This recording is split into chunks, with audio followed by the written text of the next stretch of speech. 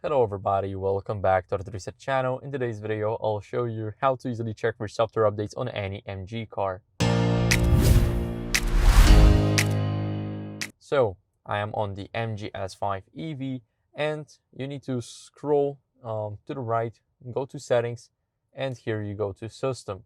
If you're not in the system, you will probably be in general, and here you will have to scroll down a little and click on software update.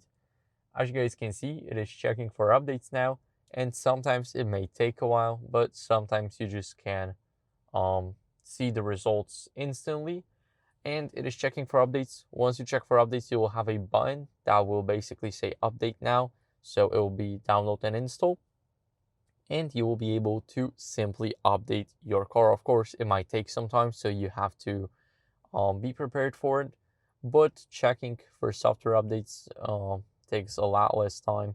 So that's basically it for the video. Thank you guys for watching. If you enjoyed this video, make sure to leave a like, subscription, and a comment, and I'll see you in the next one.